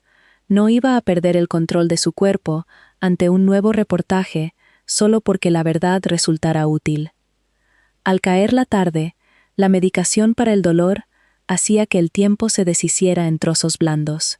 Me desperté y encontré a Nuria revisando los formularios al pie de mi cama. Me desperté otra vez cuando una fisioterapeuta respiratoria me hizo respirar dentro de un aparato de plástico. La tercera vez, el nombre de Leonor Morán brillaba en el teléfono de Rosa. Rosa había recibido una actualización a través de los abogados que representaban al consejo. Sarah se había pasado la mayor parte del día insistiendo en que Ferran había sabotado la empresa y que yo había manipulado a Martina mientras estaba asustada y medicada. Afirmaba que los enemigos de Floresana estaban aprovechando una emergencia familiar para descarrilar su salida a bolsa. El asesoramiento externo del Consejo había revisado la orden de cuarentena, la confirmación del laboratorio y el envío al estudio. Leonor estaba redactando una resolución para suspender a Sara como directora general y bloquear su capacidad de hablar en nombre de Floresana mientras empezaba una investigación independiente. ¿Ya se ha aprobado?, pregunté. Todavía no, dijo Rosa. Se reúnen formalmente esta noche. Sara había respondido organizando una aparición en directo en Antena 3 como particular. Creía que el consejo podía restringirle el cargo, pero no su identidad como madre de Martina. El equipo de comunicación de Floresana ya había enviado a la cadena la versión aprobada y terminada del anuncio de Mora Dulce. Martina sonreía, masticaba el producto y decía la frase que Sara había elegido. La empresa lo llamaba prueba de que Martina había estado sana, dispuesta y feliz durante la grabación. ¿Sara pidió que lo emitieran?, pregunté. Insistió, dijo Rosa. Recordé a mi hermana aprobando fotografías en la mesa de la cocina, descartando cada imagen que mostrara cansancio, irritación o miedo. Siempre había creído que la versión elegida se convertía en la real en cuanto suficiente gente la veía. Una enfermera pediátrica llamó a mi habitación poco antes de la ronda de la tarde. No podía trasladar a Martina fuera de intensivos, ni a mí sacarme en camilla por el edificio. En vez de eso, colocó una tablet junto a la cama de Martina y la conectó a la pantalla montada cerca de la mía. La imagen apareció despacio. Martina estaba bajo mantas blancas, con más tubos de los que podía contar. Tenía la cara hinchada, las máquinas la rodeaban, pero el ritmo verde del monitor seguía moviéndose. Sigue sedada, dijo la enfermera. Su nuevo hígado está produciendo bilis y algunos valores de laboratorio se mueven en la dirección correcta. La vigilamos minuto a minuto. Toqué la pantalla con 2 dedos. Martina no abrió los ojos. No hacía falta. Ver su pecho subir fue suficiente en ese momento. La conexión terminó en menos de 1 minuto. Quise pedirles que la volvieran a encender, pero sabía que me pasaría la noche mirando cada número, imaginando que podía mantenerla viva solo con atención. Un televisor seguía encendido sobre la puerta, porque el mando había quedado fuera de mi alcance. Pensé en llamar a la enfermera para que lo apagara, pero entonces vi el logotipo de Antena 3 llenar la pantalla. Apareció una fotografía de Sara junto al emblema de Floresana. Vestía de blanco y miraba directamente a la cámara, compuesta incluso en la imagen fija. En la parte inferior de la pantalla, una línea de texto anunciaba el programa de la mañana siguiente. Antena 3 investiga, respuesta en directo de la directora general Sara Rueda, mañana. Estiré la mano hacia el mando en la mesita. El dolor me detuvo antes de que mis dedos alcanzaran el borde de la cama. La mujer que había construido un imperio, decidiendo qué se le permitía ver al país, había elegido una cámara más, y por primera vez en mi vida, yo era demasiado débil para detenerla. Me recosté contra la almohada y vi la promoción repetirse. La mañana después de la cirugía, una enfermera elevó mi cama 5 grados cada vez, porque incorporarme de golpe hacía que la incisión se sintiera como si se estuviera desgarrando. Sostuve una almohada doblada contra el abdomen y respiré en tragos cortos. Cada tos venía con un aviso previo, seguida de un dolor tan agudo que me hacía llorar los ojos. Cuando por fin la enfermera me ayudó a poner los 2 pies en el suelo, la distancia entre el colchón y la silla parecía más larga que el pasillo que había recorrido hasta el quirófano. «No va a cruzar la sala sola», dijo. «No estaba planeando una fuga», contesté. «Miraba usted la puerta». Planeaba una fuga muy lenta. Me acomodó en la silla y me tomó la tensión mientras esperábamos a la doctora Marín. Mi cuerpo se sentía más pesado que el día anterior, pero mi mente estaba más clara. La anestesia me había liberado a un mundo donde las consecuencias ya no eran teóricas. La doctora Marín entró con una actualización de cuidados intensivos pediátricos. El nuevo hígado de Martina producía bilis. Sus números de coagulación habían mejorado ligeramente y parte de la presión que afectaba a su cerebro parecía estabilizarse. «Eso suena bien», dije. «Es alentador», respondió. «No es lo mismo que estar a salvo. Mañana sigue importando». Ayudó a organizar una videollamada entre nuestras habitaciones. Martina estaba despierta, pero apenas. Sus ojos se abrieron cuando la enfermera dijo mi nombre. No podía mantener una conversación, así que la enfermera le puso un rotulador en la mano y sostuvo una pequeña pizarra debajo. Martina escribió 3 palabras torcidas. «¿Te duele algo?» «Estoy dolorida», le dije. Los médicos ya lo esperaban. Me miró desde la pantalla, sin convencerse del todo. Estiré la mano hacia la cámara. «¿Puedes apretarle la mano a tu enfermera por mí?» Sus dedos se cerraron débilmente alrededor del pulgar de la enfermera. «Eso cuenta», dije. «Lo estoy contando». Los ojos de Martina se cerraron de nuevo. La llamada terminó antes de que ninguna de las dos pudiera fingir que tenía más fuerzas de las que en realidad tenía. Un abogado del hospital se unió a Rosa junto a mi cama poco después. Marta Duarte apareció en una videollamada segura con una abogada de Antena 3. No pedían la historia clínica de Martina, ni que el hospital confirmara nada de su diagnóstico. Marta explicó qué pensaba emitir la cadena. Antena 3 había verificado de manera independiente que Floresana había puesto el lote MD41C en cuarentena de calidad, que el lote contenía paracetamol no declarado en cantidades inconsistentes y que se habían trasladado cajas de ese lote al estudio de grabación de la campaña. El reportaje también diría que yo me había sometido a una evaluación de urgencia como donante viva y había donado parte de mi hígado. Esa última parte le pertenece a usted, dijo el abogado del hospital. Puede autorizar información sobre su propia cirugía. No puede autorizar la divulgación de información médica protegida de Martina. Lo entiendo, dije. Marta preguntó qué me sentía cómoda confirmando. Puede decir que fui evaluada y aprobada como donante vivo y que doné parte de mi hígado, dije. No puede usar fotografías de la UCI.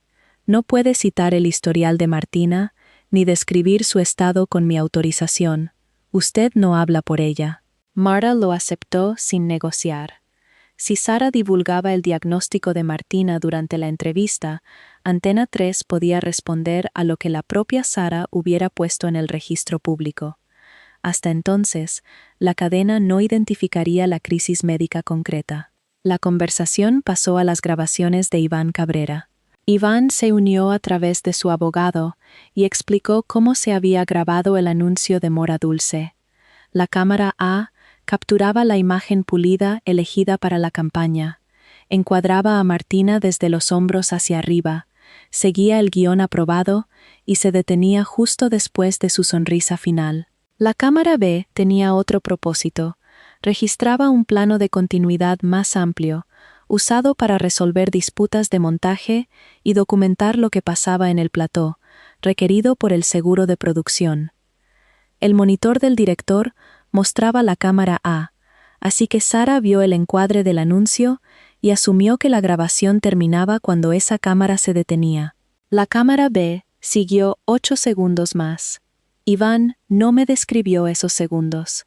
La abogada de Antena 3 dijo que revelar el contenido antes de la emisión en directo podía generar nuevas disputas sobre contexto y publicación. Lo que importaba en ese momento era si el archivo era auténtico. Las dos cámaras compartían códigos de tiempo sincronizados, sus números de claqueta, el audio de estudio y las fechas de producción coincidían. Los metadatos mostraban que la cámara B se había creado durante la misma toma y había permanecido en el sistema de almacenamiento original de Iván. El archivo no se había exportado, editado ni recompuesto. Los abogados de Floresana habían tenido la oportunidad de inspeccionar el informe de autenticación. Reconocieron que la cámara A era el máster oficial aprobado. Dijeron que no sabían que la cámara B seguía grabando y argumentaron que las imágenes fuera del anuncio aprobado no debían emitirse. ¿No afirman que sea falso?, pregunté. No, dijo Marta. Afirman que nunca debió verse. Esa distinción me dijo más que cualquier negación.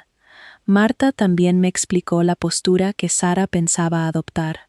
Los abogados de Floresana habían enviado una respuesta escrita describiendo a Anisa Ferrán como una antigua empleada resentida, a mí como una hermana distanciada que aprovechaba una crisis familiar y a Martina como una niña que había sacado un prototipo sin permiso. Sara pensaba usar el anuncio aprobado para demostrar que Martina había estado sana y dispuesta durante la grabación.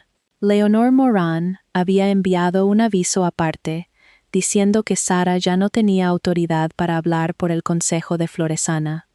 El Consejo todavía no había completado su votación formal, pero Leonor le advirtió que no presentara su aparición como respuesta oficial de la empresa. Sara fue de todos modos. Marta terminó la llamada para prepararse para la emisión.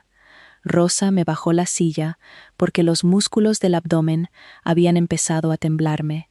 Antes de que la enfermera pudiera devolverme a la cama, el móvil se iluminó con un aviso de mensaje de voz. Sara había llamado mientras yo hablaba con Antena 3. Rosa reprodujo el mensaje por el altavoz del teléfono. Cuando esto termine, Martina sabrá que destruiste su herencia, decía. Entenderá que te aprovechaste de su enfermedad, porque nunca has podido construir una vida que nadie quisiera. El mensaje terminó con un clic silencioso. No la llamé de vuelta. El abogado del hospital conservó el mensaje de voz y envió una copia a los abogados que llevaban la investigación de Floresana.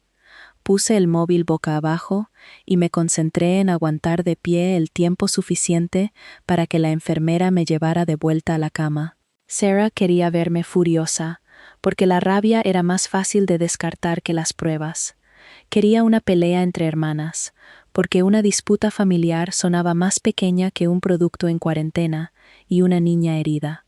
El programa de Antena 3 empezó poco antes del mediodía. Una enfermera acercó el mando y atenuó la luz de la habitación. Marta apareció detrás de la mesa de informativos y explicó que Floresana había tenido la oportunidad de revisar las pruebas y responder. Resumió la orden de cuarentena, los hallazgos del laboratorio y los registros de envío, sin mencionar nada del historial médico de Martina. Después la pantalla cambió. Sara estaba sentada bajo focos blancos de estudio, con un traje blanco casi idéntico al que había llevado en la primera campaña nacional de Floresana. El pelo le caía prolijo sobre un hombro. No había bolso a su lado ni pulsera de hospital en su muñeca. Marta preguntó si Sara hablaba en nombre de Floresana. «Hablo como madre de una hija cuya tragedia ha sido convertida en arma», dijo Sara. Llamó deshonesta a Anisa Ferrán y dijo que yo había resentido su éxito durante años. Afirmó que Martina había cogido un producto sin lanzar de una zona restringida y lo había combinado con un antigripal corriente sin que nadie lo supiera. Marta preguntó por qué los propios registros de Floresana mostraban que el producto se había entregado al estudio. Sara dijo que las muestras a menudo aparecían en los platós para pruebas visuales y nunca estaban pensadas para el consumo. ¿Y el anuncio que muestra a Martina comiéndolas?, preguntó Marta. La boca de Sara se suavizó en esa expresión que usaba siempre que quería que el público creyera que era la persona más serena de la sala. La grabación muestra a una niña sana y feliz, participando de buena gana en una campaña que amaba, dijo. Mi hermana intenta convertir un accidente familiar en un delito, porque por fin ha encontrado un escenario lo bastante grande para su envidia. Marta preguntó si la cadena había recibido el máster correcto de Floresana. Sí, dijo Sara, la cámara A es el máster completo aprobado. No se ha manipulado y muestra exactamente lo que ocurrió. Marta se quedó en silencio. Sara se inclinó hacia adelante, segura de que ese silencio le pertenecía. Emitan el anuncio, dijo, que el país vea lo que mi hermana intenta convertir en un crimen. La pantalla se llenó con la cara de Martina. Sus mejillas brillaban bajo el maquillaje de estudio. Sostenía una gominola morada entre dos dedos, se la llevó a la boca y sonrió en el momento justo. Mamá siempre se asegura de que me coma la más segura primero, dijo. La imagen se congeló en el final aprobado. Durante años había creído en esa sonrisa porque se parecía a la niña que yo quería. Tumbada bajo las mantas del hospital, por fin vi el esfuerzo dentro de ella.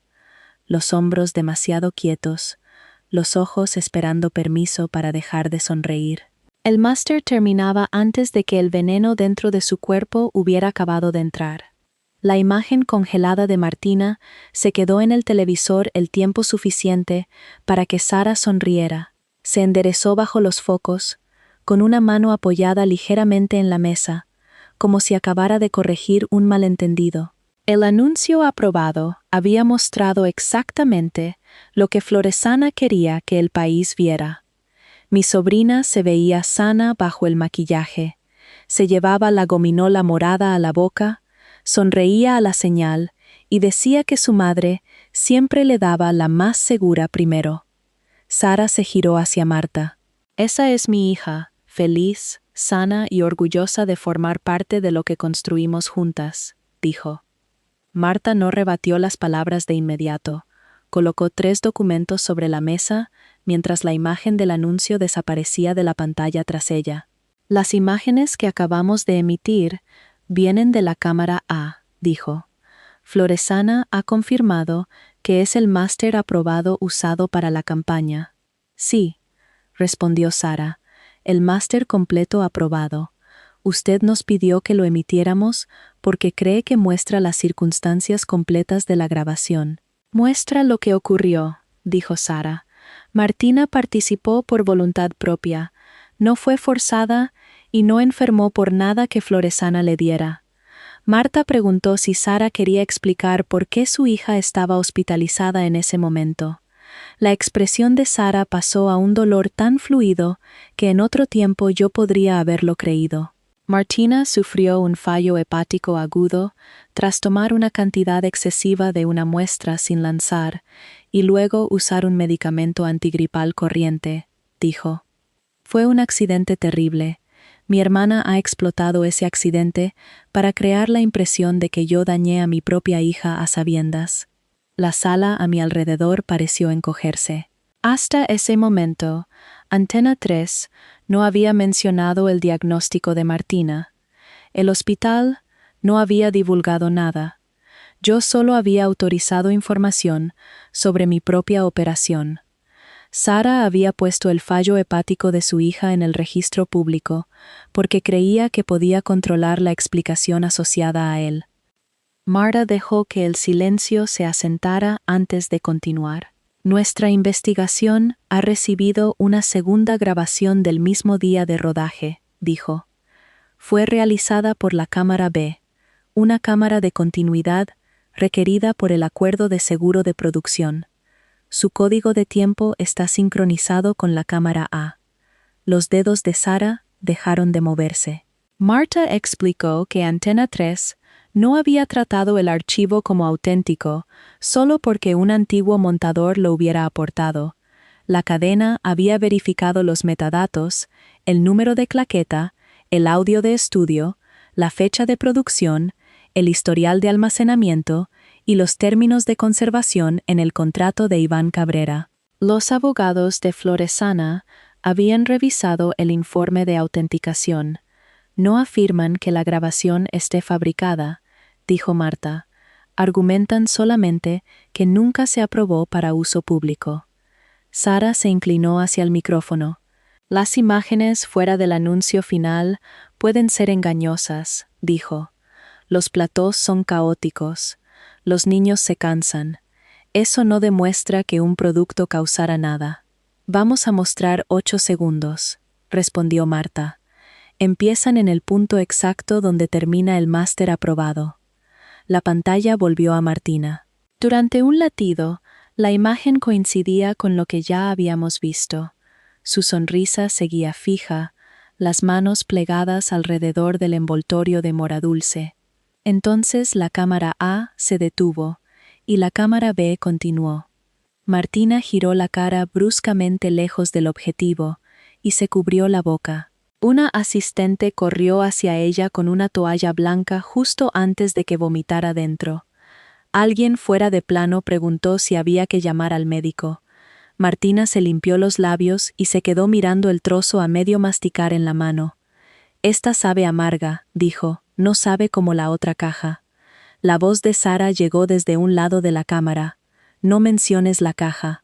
La asistente preguntó de nuevo si había que parar la grabación.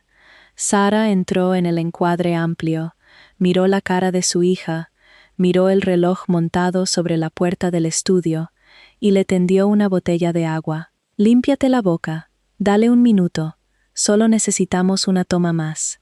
Limpia». La grabación terminó. No hubo música dramática. Marta no dijo nada. Incluso el movimiento habitual dentro del estudio de Antena 3 pareció detenerse. Sara se quedó mirando el monitor a su lado. El color se le había ido de la cara, pero su postura seguía rígida, como si mantener los hombros quietos pudiera impedir que el resto de su vida se moviera. Apreté la almohada contra mi incisión. Me dolía cada respiración, pero no sentí ningún triunfo. Todo lo que podía ver era a Martina intentando no decepcionar a la persona que ya la había visto enfermar. Marta puso en pantalla el correo de cuarentena interno. Esto es una orden de cuarentena de calidad interna de Floresana, emitida 12 días antes de la grabación del anuncio. Identifica el lote MD41C. Un segundo documento apareció al lado. Este informe de laboratorio independiente encontró paracetamol no declarado en muestras selladas de retención del mismo lote. La cantidad variaba de manera significativa de una gominola a otra. Un tercer registro mostraba 6 cajas trasladadas desde la planta de desarrollo hasta el estudio, bajo una instrucción registrada como aprobada por la oficina de la directora general. Sara recuperó la voz. «Nunca me dijeron que el lote fuera peligroso», dijo. La doctora Ferran retiró muestras después de que la despidieran. Tuvo la oportunidad de alterarlas. Marta mostró el registro de custodia. Las muestras se habían sellado antes del despido de Ferran. 2 técnicos de Floresana habían anotado los números de precinto. La nevera se había transferido directamente a un laboratorio independiente a través del consejo de la denunciante. El laboratorio receptor documentó precintos intactos con esos mismos números. Sarah apartó la mirada de Marta hacia alguien fuera de cámara, probablemente uno de los abogados que le habían prometido que aún podía ganar. La doctora Ferran quería venganza, dijo. Los registros no muestran alteración, respondió Marta. Muestran que ella pidió que el lote permaneciera en cuarentena. La voz de Sara se afiló. Está presentando documentos sin entender cómo funciona el desarrollo de producto, dijo. Marta no discutió sobre fabricación, hizo la única pregunta que importaba. Cuando su hija ingresó en el hospital, ¿por qué no le dijo al equipo de tratamiento que había consumido un producto de un lote en cuarentena? La cara de Sara se endureció. Mi hija cogió muestras sin permiso, dijo. Las imágenes muestran el producto entregándose a ella durante una grabación de Floresana. Mi hermana la preparó mientras estaba asustada y medicada. Su hermana estaba en cirugía cuando se autenticó esta grabación, respondió Marta.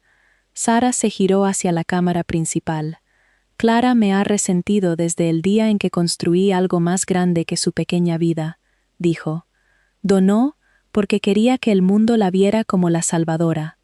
Las palabras ya no me llegaban como antes.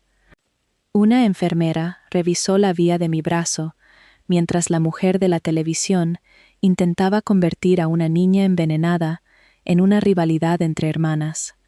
Marta anunció que Antena 3 había recibido una declaración de Leonor Morán, presidenta del Consejo de Floresana. Leonor apareció por videoconferencia desde una sala de reuniones y leyó una resolución preparada durante la revisión de emergencia del Consejo.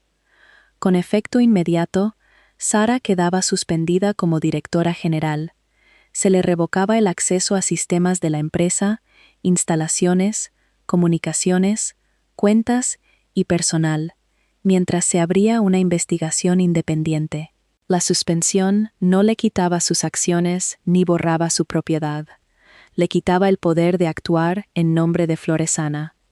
Llegaron más avisos, porque las empresas implicadas no habían esperado a la emisión para empezar a hacer planes. Los mayores distribuidores minoristas de Floresana pusieron en espera los productos Mora Dulce. El banco de inversión que gestionaba la propuesta salida a bolsa aplazó la presentación. Floresana ordenó una retirada nacional de todos los productos Mora Dulce, mientras las pruebas se ampliaban más allá del lote MD41C. Sarah vio cada aviso aparecer en el monitor del estudio. El imperio no se derrumbó de una sola explosión, se deshizo en permisos retirados, contraseñas desactivadas, estanterías vacías y gente que antes esperaba su aprobación, decidiendo que ya no la necesitaba. El programa terminó sin que Marta declarara a Sara culpable de ningún delito. Dijo que los reguladores e investigadores determinarían la responsabilidad legal. El móvil me sonó menos de 1 minuto después. El nombre de Sara llenó la pantalla. Consideré dejar que dejara de sonar. Luego contesté sin poner el altavoz. Su respiración era irregular. «¿Cómo has podido hacerme esto?», dijo. Miré el televisor, donde la sonrisa congelada de Martina en el anuncio había sido reemplazada por un aviso de retirada de Floresana. «Estaba en quirófano», dije. Lo hiciste mientras la cámara seguía grabando. Se lo has dado todo. No les di nada del historial hospitalario de Martina, dije. Dejaste que destruyeran su futuro. Te preguntaron por qué ocultaste un producto en cuarentena a sus médicos. Sigues sin responder. Sara empezó a hablar, pero colgué. El teléfono cayó suavemente sobre la manta. En la televisión, los tertulianos seguían hablando de Floresana, de la retirada y de la investigación del consejo. Aparté la cara de la pantalla. La enfermera se quedó junto a mi cama. «¿Cómo está Martina?», pregunté. Antes de que pudiera contestar, entró la doctora Marín. Su expresión estaba cansada, pero había algo nuevo bajo la cautela. «El injerto está funcionando mejor de lo esperado a estas alturas», dijo. «Su coagulación y circulación están mejorando». «¿Está despierta?». «No del todo. Ha respondido a estímulos, pero no lo suficiente para hablar con nosotros». La televisión seguía hablando del futuro que Sara había perdido. Yo miraba la puerta, esperando saber si Martina viviría lo bastante para tener uno propio. La primera semana tras la emisión, aprendí que la recuperación estaba hecha de humillaciones demasiado pequeñas para la televisión. Una enfermera me enseñó a toser apretando una almohada contra la incisión, para que los músculos no sintieran que se rasgaban. Tuve que demostrar que podía caminar hasta el baño, retener la sopa y subir 3 escalones de práctica antes de que nadie hablara de mandarme a casa. Cada movimiento requería planificación, incluso reír dolía. Martina despertó a pedazos. Al principio abría los ojos solo el tiempo suficiente para seguir una voz.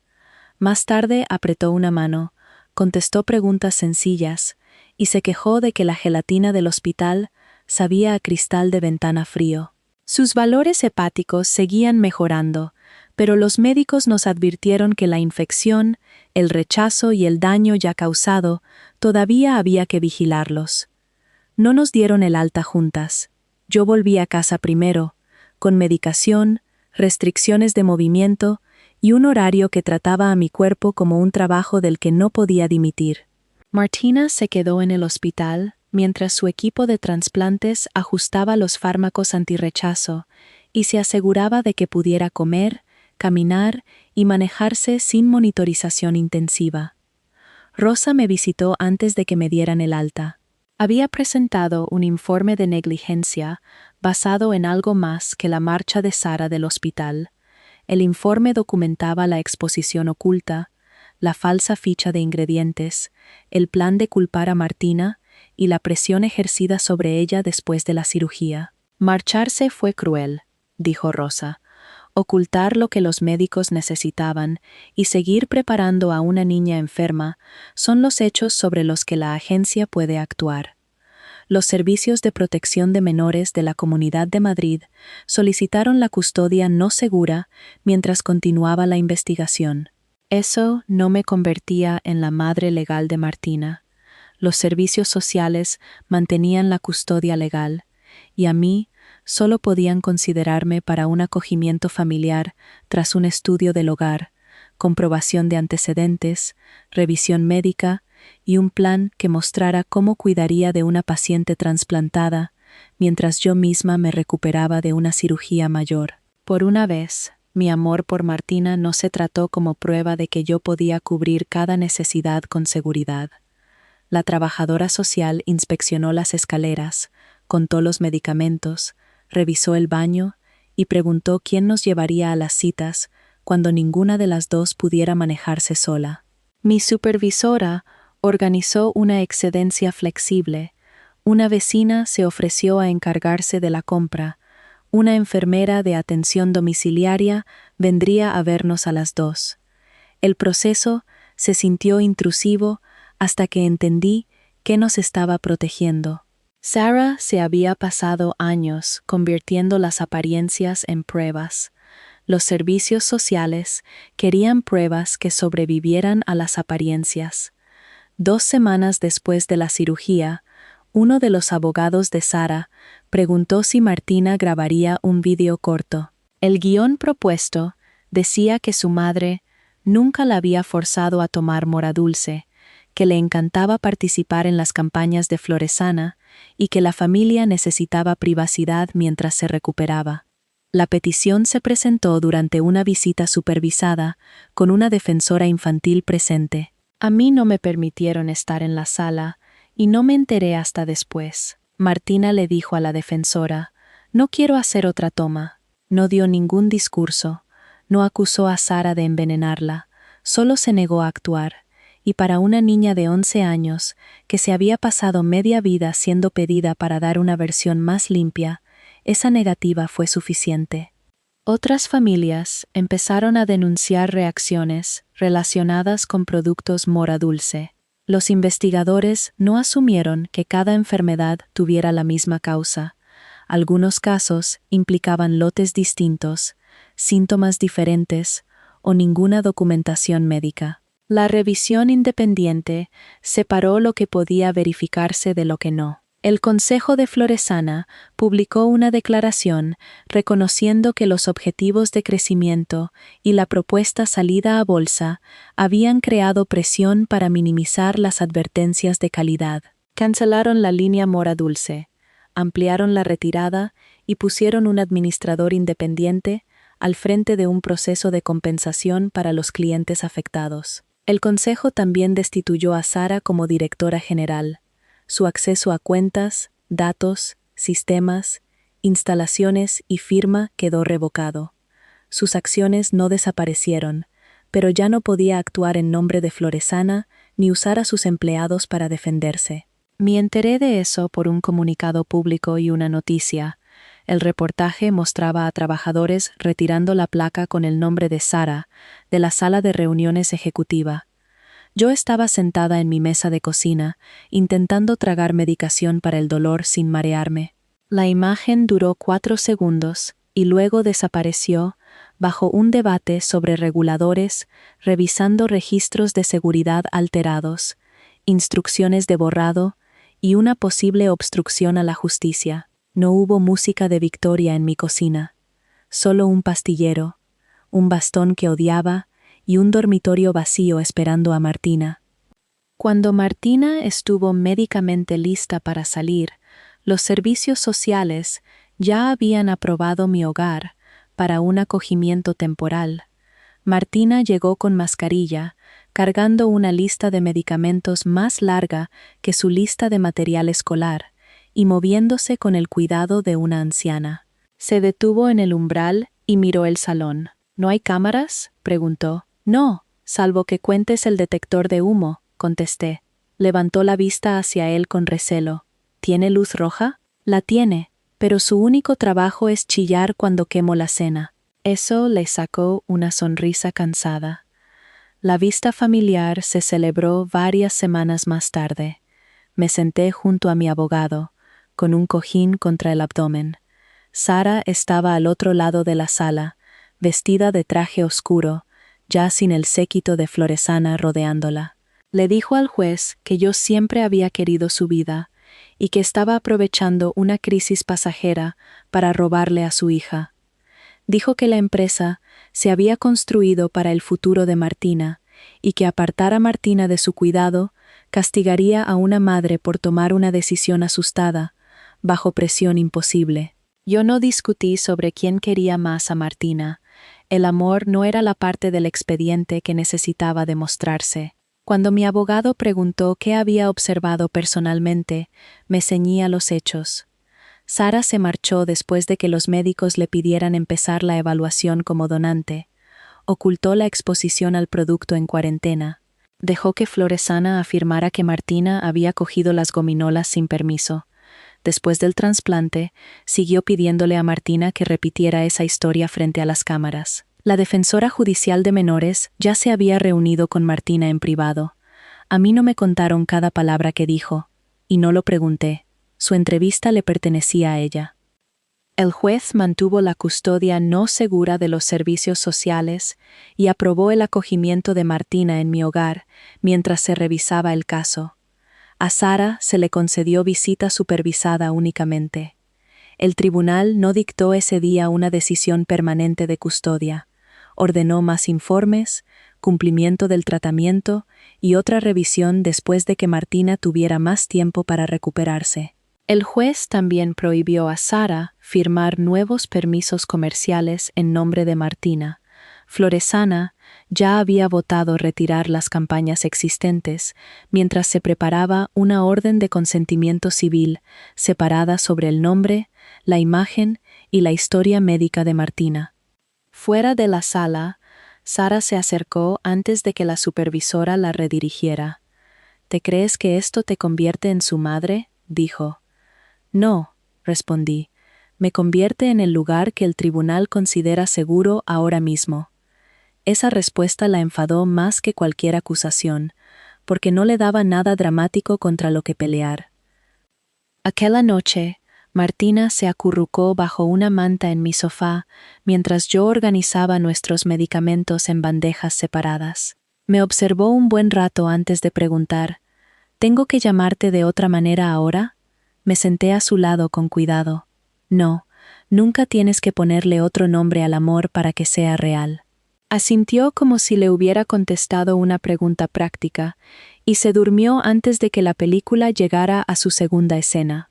El móvil se me iluminó con 2 citas programadas para 6 meses después, una en la clínica de donación en vida, la otra de seguimiento del trasplante pediátrico. Por primera vez desde que las puertas del hospital se cerraron tras Sara, el futuro no parecía un plazo límite. Parecía 2 nombres impresos junto a 2 horas, el mismo día ordinario. 6 meses después del trasplante, la última fotografía de Martina desapareció de la página web de Floresana. Lo vi ocurrir en una sala de reuniones junto con mi abogado, un abogado de los nuevos propietarios de la empresa y una representante judicial de Martina. La página se actualizó una vez, y la imagen de mi sobrina sosteniendo un paquete morado de mora dulce se convirtió en un espacio blanco vacío. La retirada no formaba parte de la orden de custodia. Floresana era una sociedad distinta, así que hizo falta una orden de consentimiento civil aparte, firmada por la empresa, sus distribuidores y por mí, en mi papel de tutora legal de Martina. Aceptaron retirar su nombre, cara, voz, diagnóstico e historia médica de cada campaña comercial, archivo, escaparate y licencia promocional que controlaran. Durante la mayor parte de su infancia, unos desconocidos habían podido usar la sonrisa de Martina porque su madre había firmado un formulario. Ahora, nadie podía firmar otro sin la aprobación del tribunal y una revisión independiente de los intereses de Martina. Floresana en sí sobrevivió, aunque no en la forma que Sara había creado. La empresa se vendió, se dividió y se reconstruyó bajo una nueva dirección. Mora Dulce desapareció de la línea de productos. Los nuevos propietarios abandonaron la salida a bolsa y pasaron meses pagando retiradas, pruebas independientes, demandas civiles y un proceso de compensación para las familias afectadas. Sara todavía poseía acciones sobre el papel, pero valían una fracción de lo que habían valido antes de la emisión. Las cláusulas de conducta indebida en el acuerdo de reestructuración congelaron buena parte de lo que quedaba mientras seguían los procesos civiles.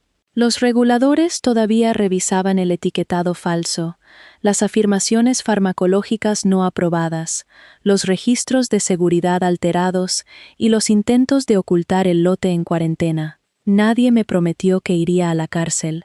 Los tribunales requerían pruebas, vistas y tiempo. Las historias de venganza suelen terminar en esposas, porque las esposas son fáciles de ver. El castigo de Sara fue más silencioso y más permanente. Perdió la empresa que había tratado como prueba de su valor.